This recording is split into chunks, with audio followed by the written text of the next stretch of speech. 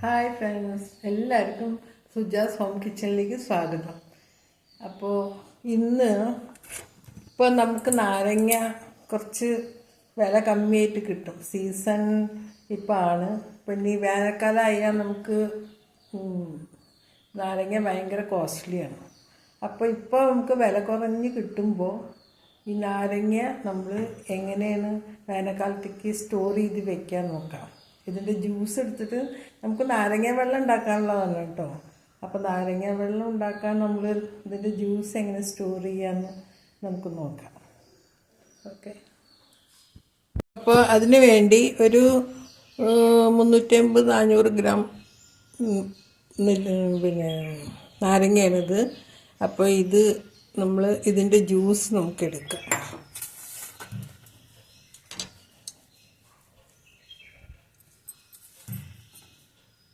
Cut ചെയ്തിട്ട്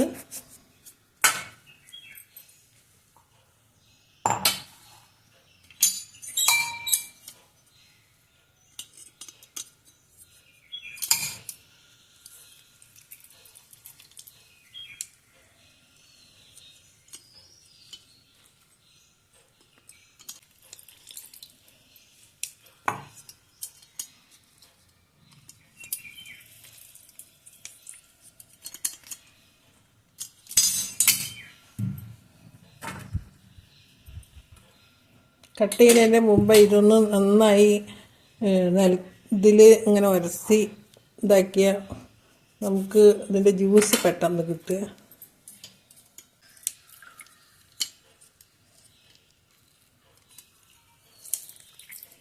അങ്ങനെ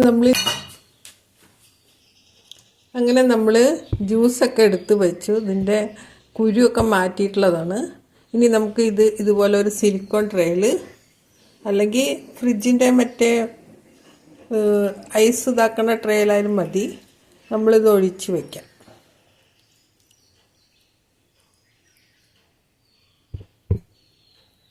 ഇനി നമുക്ക് ഇത് ഫ്രിഡ്ജിൽ ഒരു 5-8 മണിക്കൂർ എടുത്ത് വയ്ക്കാം.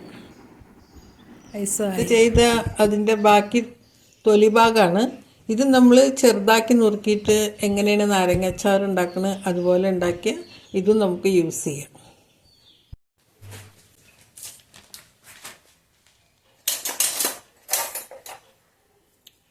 അപ്പം നമ്മൾ ഇന്നലെ ഇതിൽ ആക്കി വെച്ചതൊക്കെ ഇതായിരിക്കണം. അപ്പം ഇത് നമുക്ക് എടുക്കാം.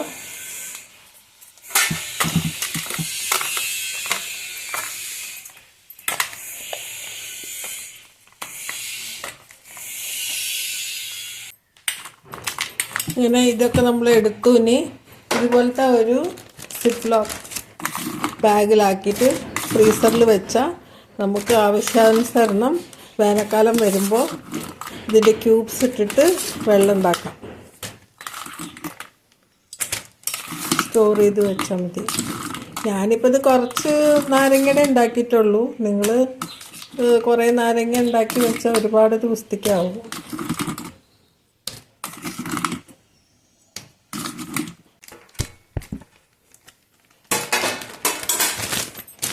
ഇതുപോലെ സിപ്പ് ലോക്കിലാക്കിയിട്ട് നമ്മൾ ഫ്രീസറിൽ വെച്ചാൽ മതി. നമുക്ക് ആവശ്യത്തിന് ഇതിൻ്റെ ക്യൂബ്സ് എടുത്തിട്ട് നമുക്ക് ഉണ്ടാക്കാം. അപ്പോൾ വീഡിയോ നിങ്ങൾക്ക് ഇഷ്ടപ്പെട്ടാൽ നിങ്ങൾ ലൈക്ക് ചെയ്യണം, ഷെയർ ചെയ്യണം, ഒപ്പം തന്നെ സബ്സ്ക്രൈബ് ചെയ്യണം. ഓക്കെ, അടുത്തൊരു വീഡിയോയിൽ കാണാൻ വരെ. ബൈ.